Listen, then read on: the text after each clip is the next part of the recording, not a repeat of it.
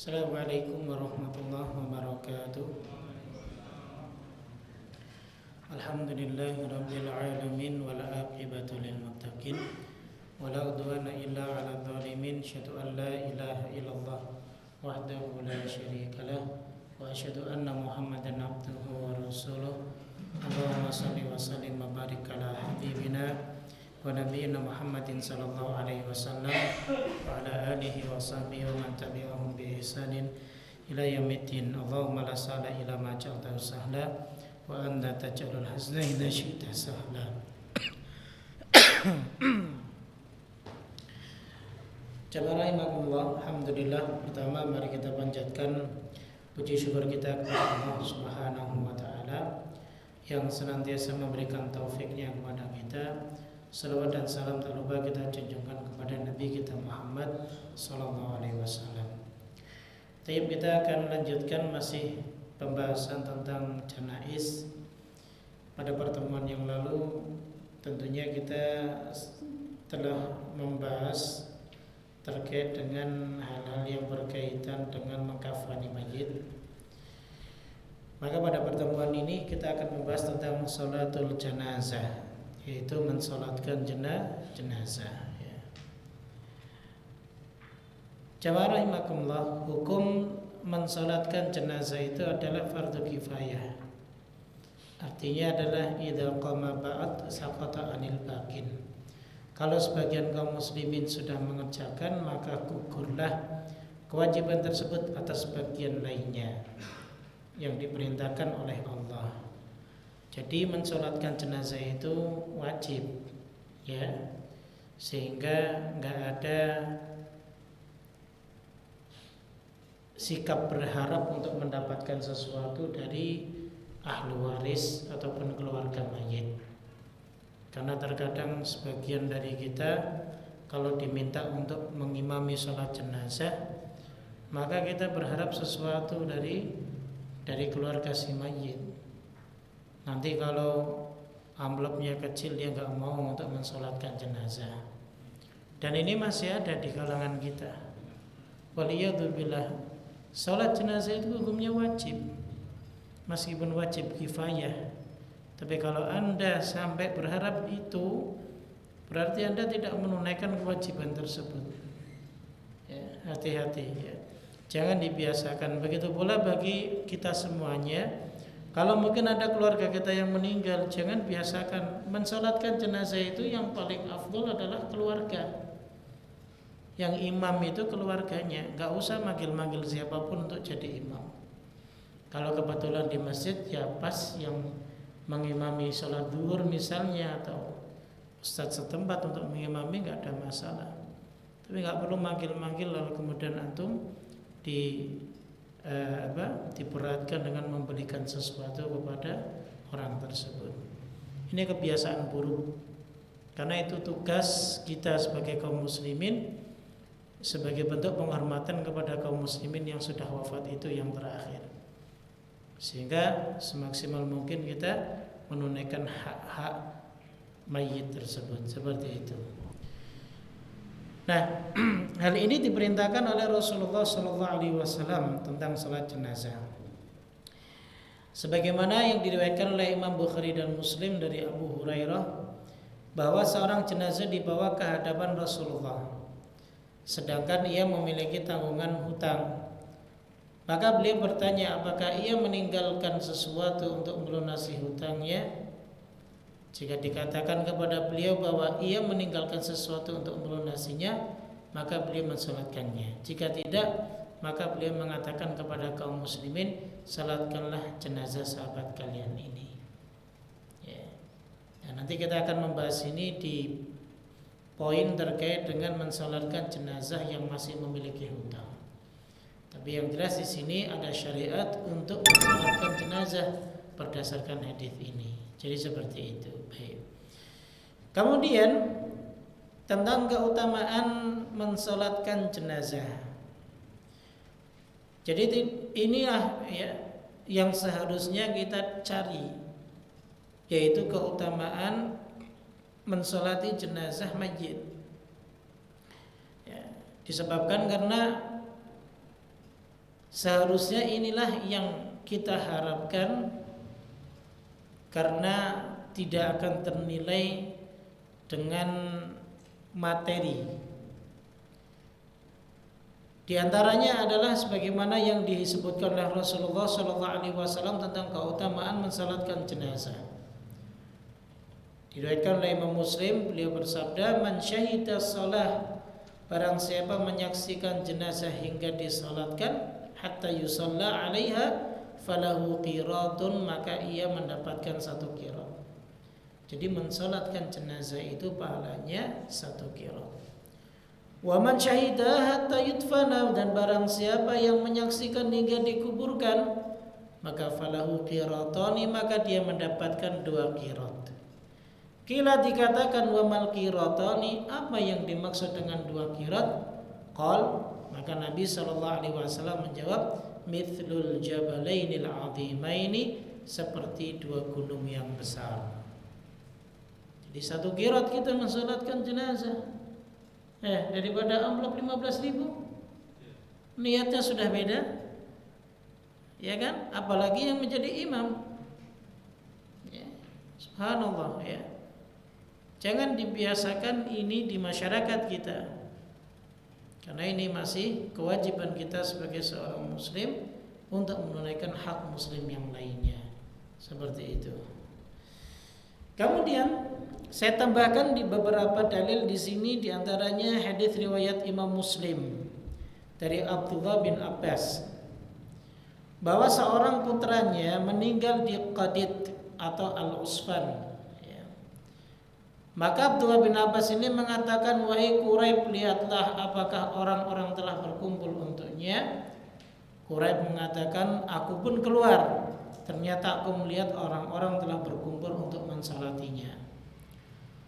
Lalu aku kabarkan kepadanya. Ibnu Abbas bertanya, "Menurutmu apakah jumlah mereka 40 orang?" Quraib menjawab, "Iya." Ibnu Abbas berkata, "Keluarkanlah jenazahnya, karena aku mendengar Rasulullah SAW bersabda, ma min rajulin muslimin yamutu fayaqumu ala janazatihi arba'una rajulan la yusyrikuna billahi syai'a illa syafa'ahumullahu fihi." Tidaklah seorang muslim mati lalu jenazahnya disolatkan oleh 40 orang laki-laki yang tidak menyekutukan Allah, melainkan Allah memberikan syafaat kepadanya lantaran mereka. Ya. Tapi syaratnya yang mensolatkan juga orang-orang yang benar-benar tidak menyekutukan Allah. Ya, yang benar-benar orang ahlu tauhid semuanya. Sekarang yang jadi masalah adalah masyarakat kita ini masih awam tentang tauhid, masih awam tentang syirik. Ya, masyarakat muslim kita itu sekarang yang penting sholat, datang ke dukun ya masih, percaya primbon ya masih, ya kan? Percaya zodiak juga masih. Padahal ini bagian dari pembatal keislaman. Jika seandainya ia tidak mau bertobat kepada Allah Subhanahu wa taala. Begitu. Ya. Tayyib. Kemudian saya tambahkan lagi hadis riwayat Imam Muslim sebagai penguat dari Ummul Mukminin Aisyah radhiyallahu anha. Dari Nabi SAW beliau bersabda, "Ma min mayyitin yusalla alaihi ummatun minal muslimin." Tidaklah seorang mayit disolatkan oleh segolongan dari kaum muslimin, yablughuna mi'atan kulluhum yashfa'una lahu illa syufi'u fihi, yang dimana yang semuanya itu memintakan syafaat untuknya, melainkan syafaat mereka akan diterima. Hadis riwayat Imam Muslim. Jadi semakin banyak yang mensolati, maka semakin banyak juga bentuk pertolongan kepada si mayit tersebut. Jadi seperti itu, ya. Sehingga bagi jamaah sekalian rahimakumullah, harusnya kita semangat untuk mensolatkan jenazah. Ketika ada tetangga kita yang mungkin wafat, maka solatkanlah ia, meskipun mungkin kita tidak sempat untuk mengantarkannya ke pekuburan. Tapi paling tidak kita ikut serta dalam mensolatkannya agar supaya jenazah tersebut mendapatkan syafaat dari doa kita. Jadi begitu ya. Tapi kalau saya sering melihat di daerah-daerah termasuk di wilayah saya itu, ketika mendengar ada orang yang meninggal, maka kami ini sangat menyempatkan sekali untuk mengikuti proses mensolatkan hingga memakamkannya. Ya, jadi sangat ramai sekali.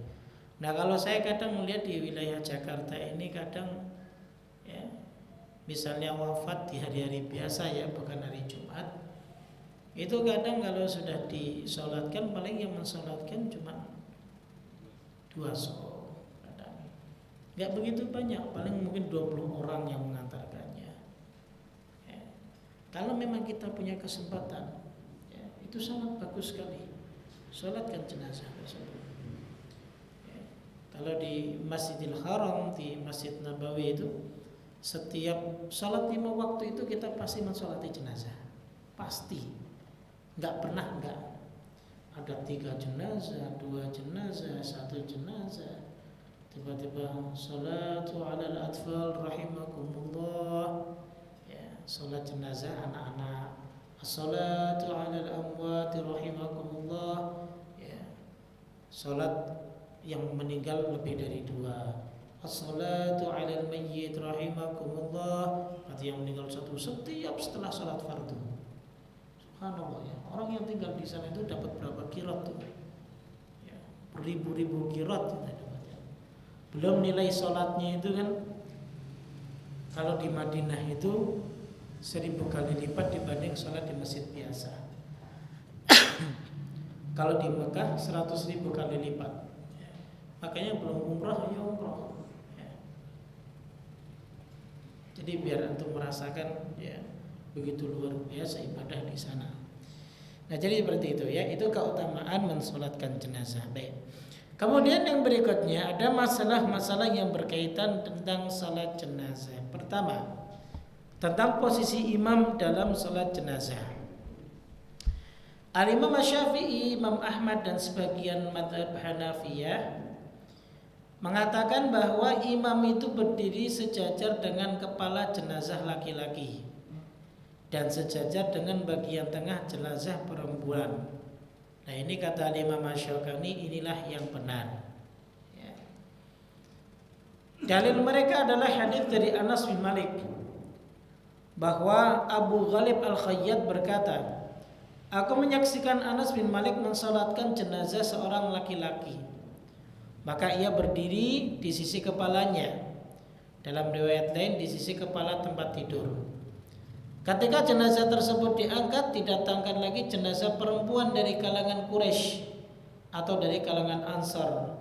Lalu dikatakan kepadanya, wahai Abu Hamzah, ini adalah jenazah Fulanah binti Fulanah, salatkanlah ia.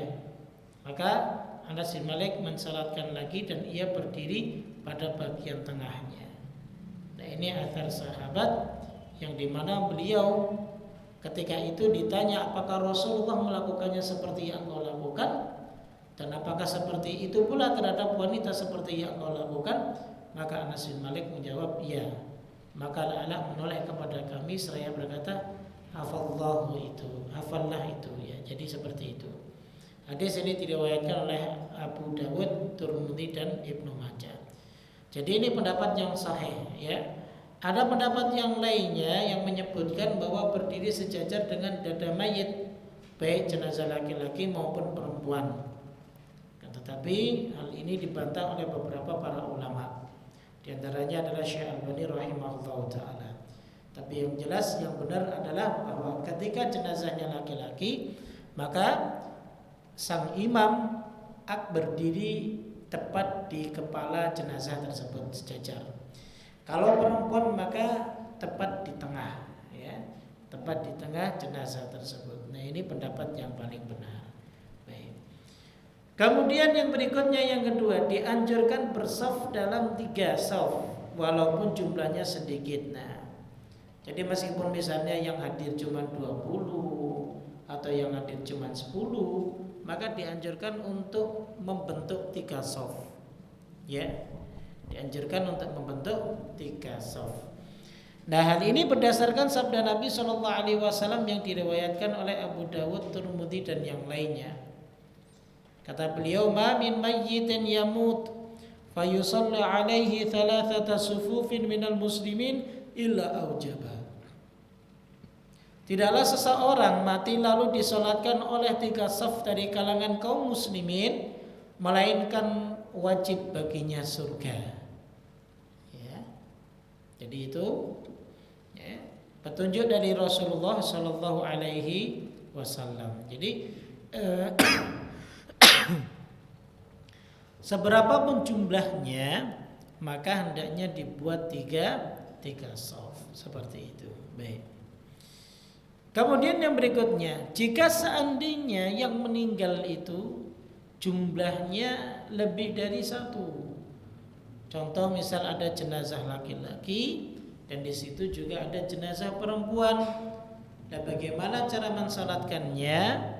Maka di sini disebutkan jika berkumpul sebanyak jenazah laki-laki dan perempuan, maka imam mensalatkan tiap-tiap jenazah secara terpisah. Ini cara pertama, ya. Kemudian boleh juga ia mensalatkan mereka sekaligus dalam satu salat. Semua jenazah dibariskan satu persatu sehingga semuanya berada di hadapan imam. Jenazah laki-laki di depan imam dan jenazah perempuan di dekat kiblat.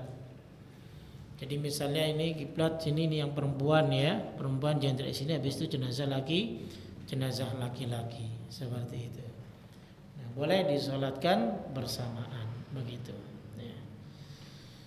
Kemudian yang berikutnya yang keempat, boleh nggak wanita mensolatkan jenazah? Nah, tentunya jawabannya boleh. Dengan catatan mereka tidak boleh mengiringi jenazah begitu. Namun keberadaannya sebatas di tempat pelaksanaan salat jenazah tersebut. Nah, begitu ya. Hal ini berdasarkan riwayat dari Abdullah bin Zubair. Aisyah memerintahkan untuk menyinggalkan jenazah Sa'ad bin Abi Waqqas di masjid agar ia dapat mensalatkannya. Ketika orang-orang mengingkarinya, maka Aisyah mengatakan, alangkah cepatnya orang-orang melupakannya, padahal Rasulullah tidaklah mensalatkan Suhail bin Al-Baida melainkan di dalam masjid. Hadits ini diriwayatkan oleh Imam Muslim ya. Nah, ini ada satu faedah bahwa mensalatkan jenazah itu boleh di masjid, tapi sering dilakukan di luar masjid. Nanti akan ada pembahasannya seperti itu. Baik. Kemudian yang kelima, apakah disolatkan sebagian dari anggota tubuh mayit? Nah, jika seandainya anggota tubuh mayit ini terpotong-potong, sebagiannya ada potongannya.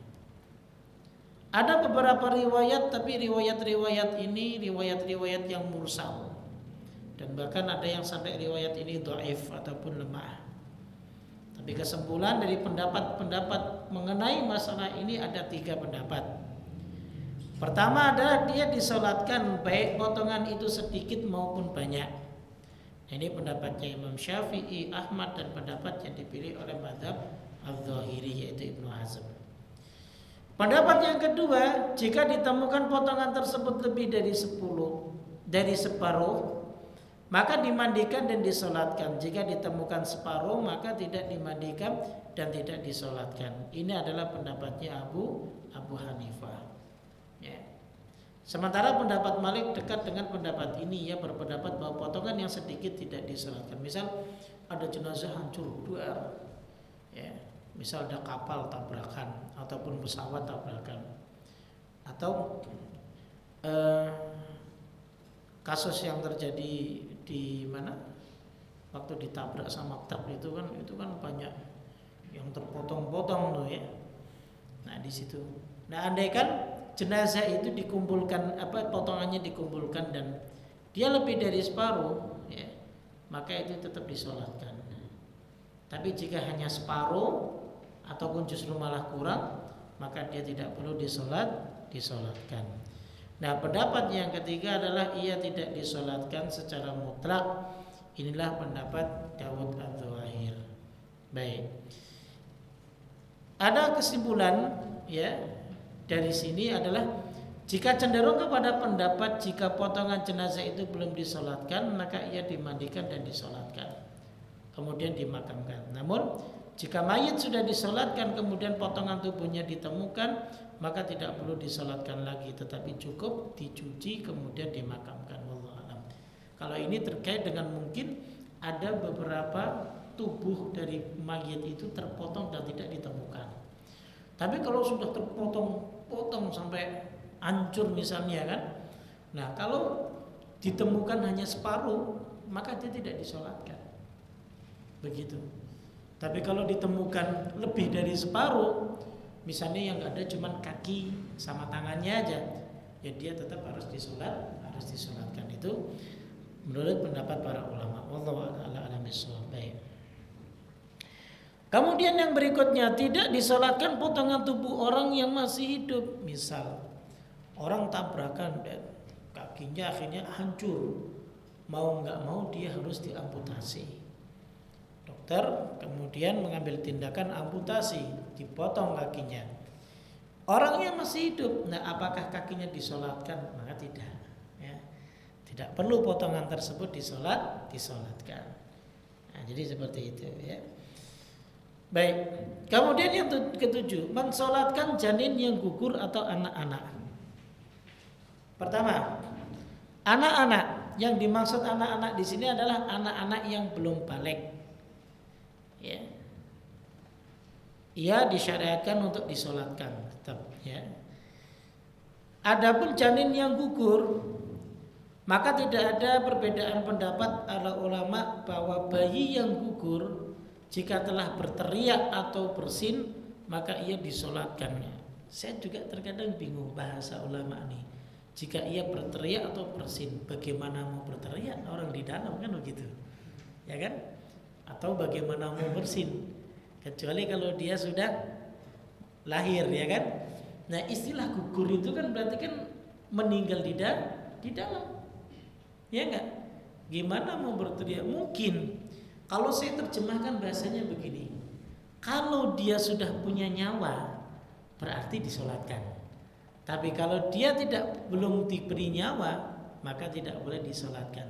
Ini sebagaimana pendapat beberapa para ulama kontemporer, sebagaimana yang disebutkan oleh Syekh Muhammad bin Shalih Al-Utsaimin dan kemudian Syekh bin Baz dan beberapa para ulama-ulama yang lainnya. Ya, mungkin itu yang dimaksudnya. Kalau berteriak, gimana mau berteriak kan? Udah wafat di dalam kan begitu. Mungkin bahasanya begitu. Kalau sudah diberi nyawa, misalnya berarti dia usianya sudah 5 bulan, 6 bulan. Nah, itu sudah ada nyawanya. Maka kalau dia keguguran maka kita sholatkan dia. Tapi kalau tidak, ya sebelum itu, ya sebelum 4 bulan, ya maka dia tidak perlu disolatkan. Wallahu a'lam bishawab. Kemudian yang berikutnya, yang ke-8, mensolatkan ahlul bid'ah, pelaku dosa besar dan kemaksiatan. Baik. Kesimpulan dari pendapat para ulama bahwa setiap muslim itu tetap disolatkan walaupun ia adalah pelaku dosa besar dan orang yang fasik, atau seorang ahli bid'ah selama ia tidak menjadi kafir karena kebid'ahannya. Tetapi bagi para imam agama dan orang-orang yang punya keutamaan yang diteladani oleh masyarakat, tidak mensalatkan jenazah mereka. Untuk apa? Menjerakan orang-orang yang semisal dengan mereka. Maka itu adalah tindakan yang bagus. Ya, jadi permasalahannya adalah pemuka agamanya yang mengajarkan bid'ah. Ya, itu yang jadi pusing ya, jadi bingung. Ya, baik ya. Jadi yang jelas tetap disolatkan meskipun dia pelaku dosa, ya kan? Misalnya, aneh nggak mau nyolatin orang dia kemarin mencuri, nggak boleh. Kalau misalnya sudah belum ada yang mensolatkan, ya maka kita solatkan. Itu masih hak mereka. Ya. Begitulah Islam. Ketika memuliakan kita sebagai manusia, sampai kita wafat pun kita masih dimuliakan, kan begitu. Baik. Kemudian yang berikutnya, mensolatkan jenazah orang yang punya hutang. Nah ini. Nah, ini sebagaimana hadis tadi yang sudah kita bacakan di awal ya. Nah, jadi kesimpulannya adalah kata Imam An-Nawawi, Rasulullah tidak mensolatkannya hanyalah untuk memotivasi manusia agar melunasi hutang semasa hidup mereka. Nah gitu ya, bagi yang punya hutang hati-hati kalau mati ya. Ntar gak disolatkan antum, solat sendiri. Dan berupaya melepaskan diri dari hutang tersebut agar mereka tidak terluput dari solat Nabi Sallallahu Alaihi Wasallam. Begitu ya. Ya, makanya semaksimal mungkin lah kita agar hidup itu terlepas dari hutang meskipun tetap itu susah. Karena kaidah kita itu orang nggak punya hutang nggak semangat kerja. Akhirnya hutang terus saja, jadi biar semangat kerjanya ya. Tapi kalau bisa semaksimal mungkin ya jangan hutang, meskipun hutang dibolehkan, nggak dilarang, nggak ada larangan hutang ya. Karena dia bagian daripada muamalah, yang penting ada pencatatannya, itu yang pasti. Dan jangan sampai kalau udah hutang jangan ngilang-ngilangan kan begitu. Udah hutang pertamanya baik-baik mau minjem ya, habis itu ketika ditagih udah ngilang ya, handphone diblokir nomor ya, dan lain sebagainya. Kontrakan pindah, sholat udah nggak sholat ya, ngaji udah nggak ngaji kan begitu ya. Itu sebab karena hutang yang berat tuh begitu ya. Jadi penyakit dibuat sendiri, susah sendiri akhirnya kan seperti itu. Dan lebih baik orang yang berhutang itu selalu komunikasi terus dengan orang yang dihutangi ya, itu paling penting. Baik. Kemudian yang berikutnya, mensolatkan orang yang mati bunuh diri. Nah dalam masalah ini ada 3 pendapat ulama. Pertama, tidak disolatkan ya. Alasan mereka adalah hadisnya Jabir bin Samurah. Ini pendapatnya Al-Imam Al-Auza'i dan Umar bin Abdul Aziz ya, bahwa dibawa kepada Rasulullah seorang jenazah laki-laki yang bunuh diri dengan anak panah dan beliau tidak mensolatkannya. Nah, tapi mungkin ini yang tidak mensolatkan Rasulullah bisa jadi selain Rasulullah pada mensolatkan. Yang kedua pendapatnya adalah tetap disolatkan. Nah ini pendapat Al-Hasan, An-Nakhai, Imam Malik, Imam Syafi'i dan mayoritas ulama. Mereka menjawab hadis Jabir yang telah lalu bahwa yang tidak mensolatkan Rasulullah, tapi sahabat yang lainnya pada mensolatkan begitu. Nah, ketiga, orang yang soleh dan punya keutamaan hendaklah tidak mensolatkan mereka. Ini selaras dengan pendapat yang kedua ya. Tetap disolatkan, tapi hendaklah orang-orang yang punya kedudukan yang soleh itu tidak mensolatkannya. Sebagai bentuk cerahkan supaya nanti kita yang melihat, oh saya nggak disolatkan sama Kiai Fulan nih, padahal dia orangnya soleh, pasti kalau disolatkan kan lebih mantap kan begitu. Ya sebabnya karena apa? Karena bunuh diri ya. Saya nggak mau mati bunuh diri lah kan, biar seperti itu, termotivasi dengan itu.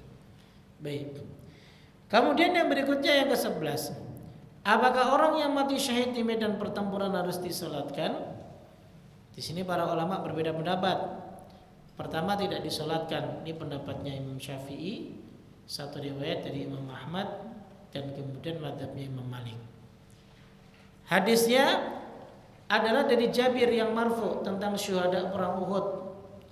Disebutkan di dalamnya bahwa Rasulullah Sallallahu Alaihi Wasallam memerintahkan agar menguburkan mereka dengan darah yang melekat pada tubuh mereka tanpa dimandikan dan tanpa disolatkan. Hadis riwayat Imam Bukhari ya, itu. Kemudian pendapat yang kedua, wajib mensolatkan orang yang mati syahid. Nah ini pendapatnya Abu Hanifah ya. Kemudian beberapa pendapat dari ulama-ulama yang lainnya. Yang ketiga adalah bahwa jiwa condong yaitu boleh dilakukan dan boleh ditinggalkan. Jika ia mensolatkan orang-orang yang gugur dalam peperangan, maka ini bagus, dan jika tidak mensalatkannya maka ini juga bagus. Nah inilah pendapat yang mengkompromikan antara tidak perlu disolatkan dan harus disolatkan. Wallahu taala alam bisawab. Baik begitu. Kemudian jemaah tentang sholat gaib. Nah, yang ini sering nih, telah wafat si fulan, nanti kita adakan sholat gaib, jadi seperti itu.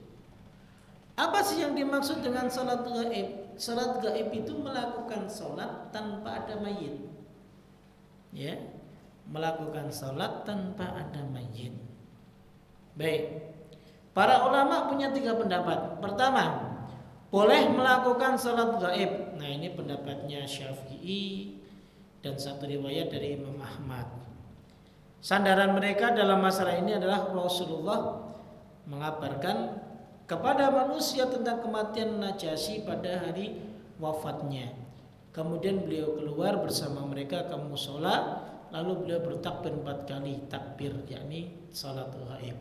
Hadis riwayat Imam Muslim, ya. Jadi apa yang dilakukan oleh Rasulullah, ya, untuk mensolatkan Raja Najasyi tanpa ada mayit, maka ini yang menjadi sandaran mazhabnya Syafi'i dan sebagian mazhabnya Imam Ahmad membolehkan salat gaib, gitu. Kedua, tidak boleh melakukan salat gaib, dan bahwa salat gaib yang dilakukan Nabi terhadap Najasyi ini adalah sifat khusus, tidak berlaku umum. Nah, ini pendapatnya Malik dan Abu Hanifah. Pendapat yang ketiga dengan perincian bahwa boleh salat gaib atas orang yang mati di tempat di mana tidak ada seorang pun yang mensalatkannya. Jika sudah ada yang mensalatkannya di tempat kematiannya, maka tidak perlu ada salat gaib, karena kewajibannya sudah gugur dengan kaum muslimin mensolatkannya. Jadi begitu. Inilah pendapat Syekhul Islam Ibnu Taimiyah rahimahullah taala. Jadi begini, kalau seandainya ada orang yang wafat, lalu kemudian wafatnya ini kita tahu tidak ada yang mensolatkannya di tempat tersebut, maka boleh kita mengadakan salat gaib.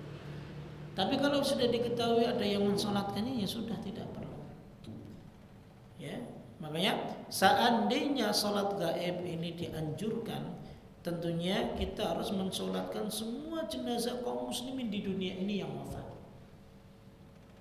Dan kita tahu manusia itu wafat setiap detiknya di dunia ini ada. Jadi antum nggak bisa kerja, antum nggak bisa bercengkrama dengan keluarga, melainkan mengerjakan sholat gaib siang dan malam, begitu.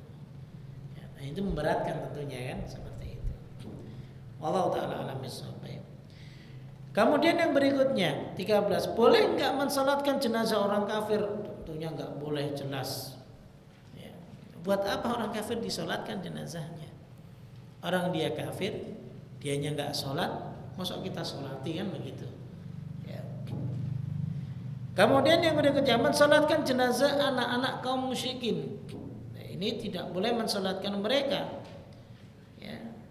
Karena hukum yang berlaku untuk mereka adalah hukum bapak-bapak mereka, kecuali orang yang telah kita putuskan keislamannya, seperti salah seorang dari kedua orang tuanya itu muslim, atau ia mati atau ditawan secara terpisah dari kedua orang tuanya, maka ia disolatkan. Jadi begitu, ya.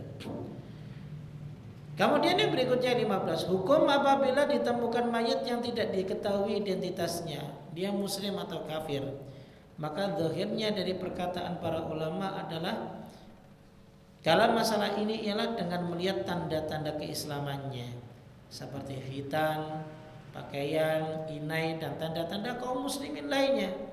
Jika ditemukan maka ia dimandikan dan disolatkan.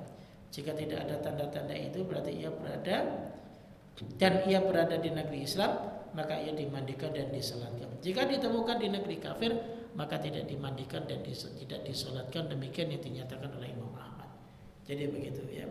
Misal ada jenazah nih, tiba-tiba kita temukan di sungai Krukut, wah ada jenazah, kita lihat identitas nggak ada dan lain sebagainya. Bagaimana nih cara mengurus jenazah ini? Wah, dia pakai peci, misalnya pecinya belum lepas, ya. Atau pakai baju koko gitu, tapi kok matanya sipit kan gitu, ya. Pakai baju koko matanya sipit. Disunat belum? Ya. Oh, udah disunat. Nah, ya berarti dia kita mandikan, mungkin dia mu'alaf dan yang lain sebagainya. Kan begitu, nggak tahu ya. Padahal sekarang juga orang-orang non muslim juga mereka pada sunat juga ya, pakai baju koko, mungkin dia dikasih tetangganya, kan kita nggak tahu ya. Tapi inilah yang disebutkan para ulama jamaah ya. Ya karena kita nggak tahu, andaikan pun salah ya di luar dari kuasa kita, begitu. Ya. Baik. Kemudian yang berikutnya yang ke-16, apabila bercampur jenazah kaum muslimin dengan jenazah kaum kafir. Nah, bagaimana cara pengurusannya nih? Ya.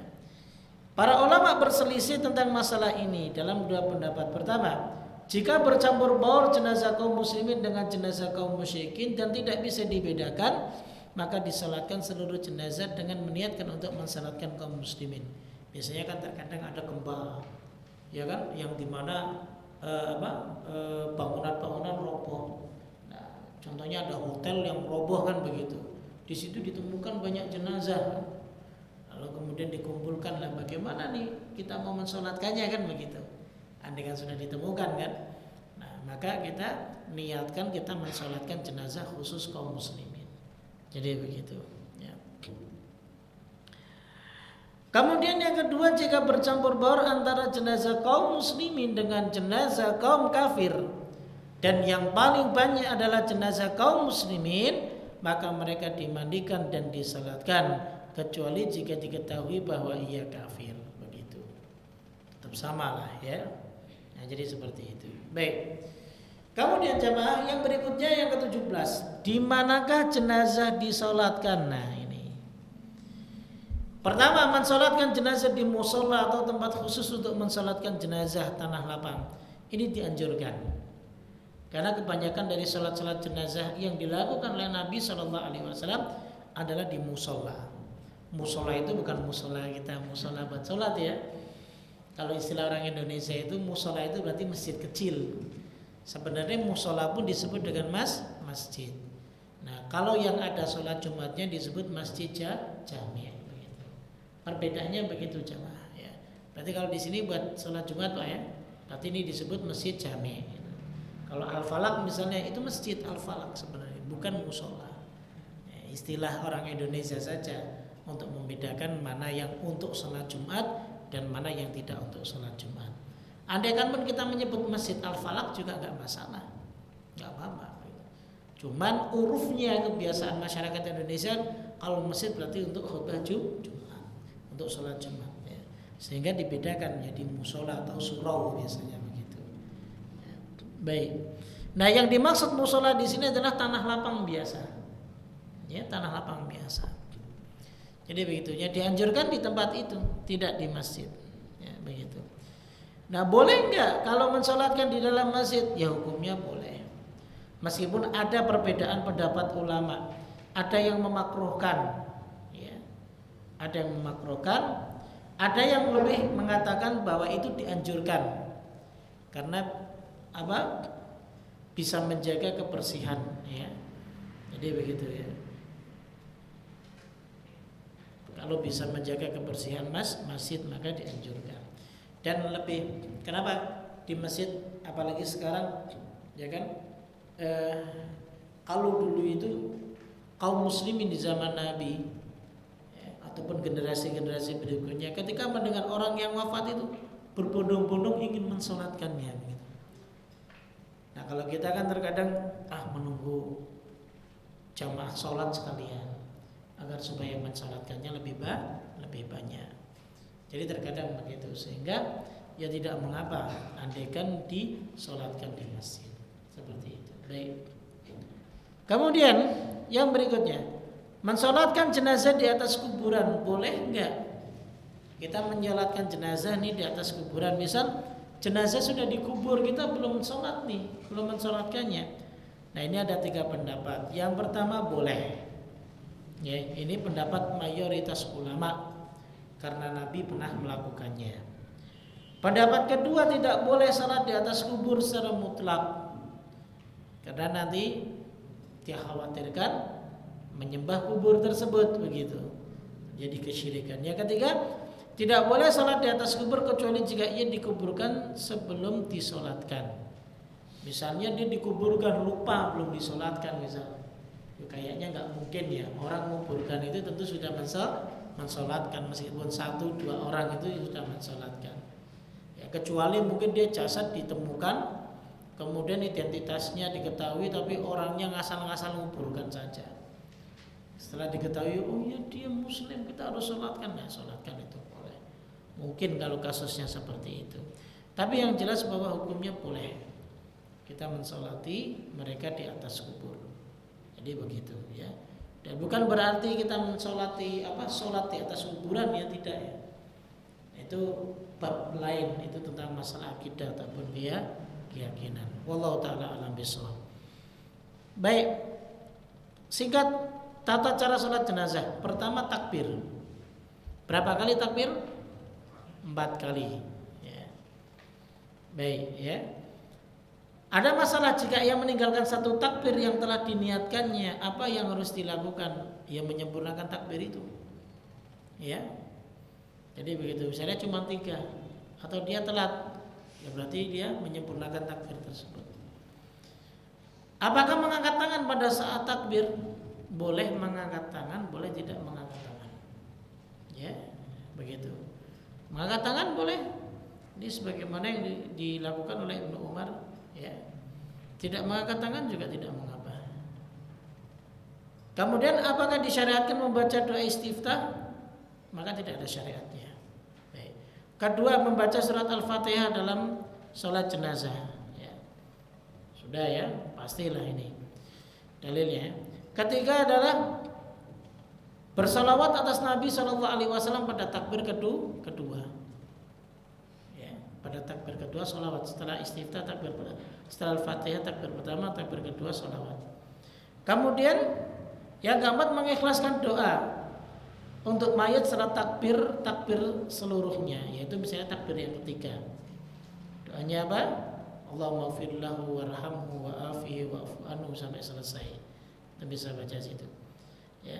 Dan yang kelima yaitu takbir yang keempat ya, yaitu salam. Nah, di sini para ulama berbeda pendapat apakah salamnya 1 kali saja atau salamnya 2 kali. Ya. Ada yang mengatakan 1 kali saja. Nah, ini dari Ibnu Umar. Ya. Pandangan yang kedua ya adalah 2 kali salam, ini pendapat Syafi'i ya, dan yang lainnya. Ya. Ya. Tapi yang jelas bahwa salam yang wajib itu 1 kali dan yang kedua adalah sunnah, sebagaimana dalam sholat. Makanya kalau antum jangan kaget ketika di Masjid Nabawi atau Masjidil Haram ketika sholat jenazah salamnya sekali, Assalamualaikum warahmatullah. Udah habis itu dia. Ya. Cuman sekali. Maka tidak mengapa. Mau 2 kali juga enggak mengapa. Ini pendapatnya Syafi'i. Baik. Masalah yang terakhir adalah berkaitan dengan cara sholat jenazah. Makmum yang tertinggal beberapa takbir. Ulama berpendapat bahwa apabila sebagian makmum tertinggal 1 atau beberapa takbir, maka ia mengganti takbir yang terlewat. Nah, mereka berselisih jika ia mengganti takbirnya, apakah ia juga membaca doa di antara takbir atau tidak. Maka menurut mazhab Abu Hanifah ia harus berdoa di antara takbir yang digantinya.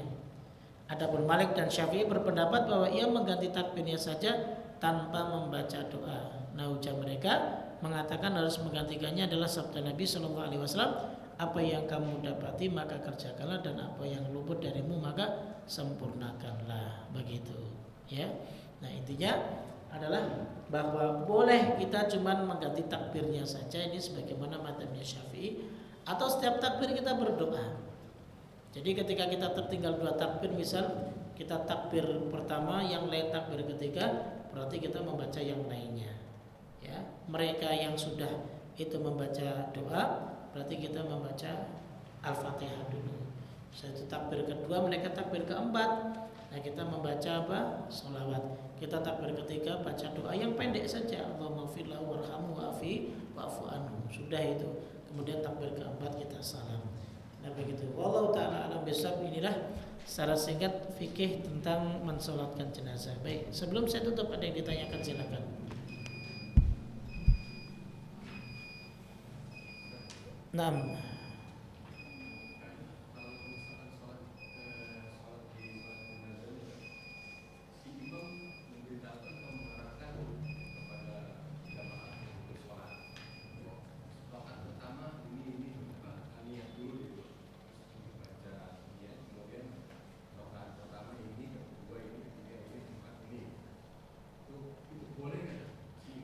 Boleh andaikan diperlukan. Andaikan diperlukan boleh, barangkali ada yang tidak tahu. Ya. Kalau yang pas salam terakhir, salam Israelnya yang sering ikutin di rumah ya. Ada salam itu karena tangan kanannya turun ke paha, salam keduanya ke paha gitu. Oh, tidak ada nasnya itu. Tidak ada nasnya. Isyarat salam itu hanya menengokkan kepala, sudah. Nggak ada isyarat yang lainnya. Itu sama aja dengan mengisyaratkan ketika sholat. Terkadang sebagian kaum muslimin begitu. Assalamualaikum warahmatullahi wabarakatuh. Assalamualaikum warahmatullahi wabarakatuh. Dengan menambah isyarat menggunakan tangan maka tidak ada dalilnya.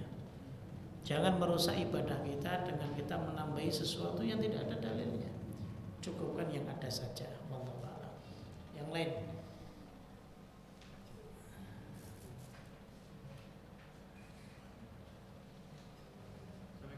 Waalaikumsalam.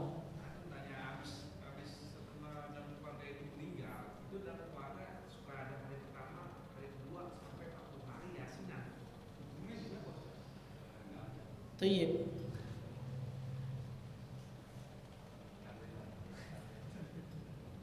Tidak ada perintah untuk melaksanakan itu dari Nabi SAW.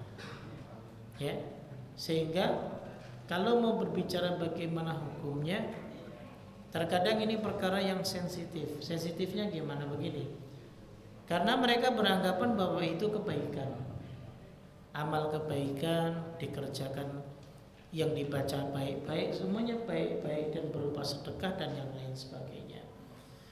Namun perkara itu kalau sudah menjadi satu, jadi ibadah itu begini Pak, kalau sudah menetapkan satu perbuatan yang dikhususkan dengan waktu, jadi harusnya itu ada ketetapan syariatnya. Misal saya mengkhususkan beribadah ya, setelah orang meninggal dengan membaca ini dan ini misalnya begitu.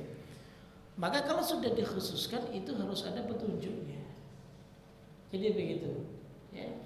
Sehingga kalau tidak ada petunjuknya, ya berarti dia mengkhususkan itu sendiri, dia telah mendahului syariat Rasulullah SAW. Ya kan? Padahal Rasulullah tidak pernah mengkhususkan dan menetapkan satu ibadah tersebut. Kenapa kita sebagai umat beliau dengan beraninya menetapkan satu ibadah yang tidak pernah ditetapkan oleh Rasulullah SAW? Terkadang ada orang yang berdalil begini, ini sering saya sebutkan. Dulu Bilal, satu waktu pernah Rasulullah itu mimpi terompahnya Bilal itu sudah terdengar di surga. Rasulullah kemudian tanya sama Bilal ketika bertemu, amalan apa sesungguhnya yang istimewa dalam Islam yang kamu kerjakan sehingga aku mendengar bunyi terompahmu itu sudah di surga? Maka Bilal mengatakan bahwa ketika saya dalam keadaan tidak suci maka saya bersuci, artinya berwudu dan mengerjakan salat 2 rakaat setelah wudu. Jadi amalan Bilal itu menyebabkan bunyi terompahnya saja sudah sampai ke surga. Baik. Nah, ada yang berpendapat begini, loh Rasulullah saja kan nggak ngerjakan itu, tapi saat itu Bilal mengerjakan. Dan Rasulullah nggak mengapa tuh. Nah, yang jadi pertanyaan, saat itu ada Rasulullah. Andaikan itu salah, Rasulullah akan tegur nggak? Pasti akan tegur. Ketika benar, Rasulullah nggak akan tegur dong. Nah, sekarang yang negur kita siapa? Kan begitu. Yang membenarkan perbuatan kita siapa? Wong Rasulullah sudah wafat. Ya. Dan dalam pengertian hadis, pengertian sunnah, salah satunya itu ma'udhifa ilan nabi min takrir. Segala sesuatu yang disandarkan ke Nabi dari penetapan beliau. Mungkin beliau tidak melakukannya, tapi dilakukan oleh sahabat dan disaksikan oleh beliau dan beliau membolehkannya, maka ini yang disebut dengan takrir, ditetapkan itu syariat. Meskipun beliau nggak mengamalkannya, seperti itu. Nah sekarang ketika kita mengatakan kan ini baik, zaman Rasul nggak ada, tapi kan ini baik. Yang netapin baik siapa? Nah, yang netapin ini ibadah siapa? Rasulullah sudah nggak ada, beliau wafat. Dan ayat yang ketiga dalam surat Al-Maidah itu sebagai bukti syariat ditutup, selesai. Ya. Bahkan ada nas yang menyebutkan bahwa ketika melakukan perbuatan yang tidak pernah diajarkan oleh Nabi, maka disebutkan dia seakan-akan menuduh faqad ta'ana bahwa Rasul sallallahu alaihi wasallam telah berkhianat terhadap syariat. Iya toh. Tentunya kita mengatakan, "Oh ini syariat nih. Dapat pahala kok. Kalau kita mengamalkannya kok, dapat ini kok dan yang lain sebagainya." Misal, ya kan? Secara tidak langsung bahwa kita menuduh Rasulullah, "Oh, Rasulullah belum menyampaikan ini." Ya. Padahal semua syariat sudah disampaikan oleh beliau sallallahu alaihi wasallam. Nah, makanya seperti itu. Sehingga begini, kalau dalam masalah ibadah umum jangan dikhususkan. Ya. Jadi begitu, ya. Kalau sifatnya umum jangan mengkhususkan sesuatu karena terjadinya amalan yang ditolak itu karena dia mencoba untuk mengkhususkan sesuatu yang tidak dikhususkan oleh Rasulullah sallallahu alaihi wasallam. Mungkin itu ya. Wallahu a'lam bishawab. Subhanakallah bihamdik, asyhadu an la ilaha illa anta astaghfiruka wa atubu ilaik. Assalamualaikum warahmatullahi wabarakatuh.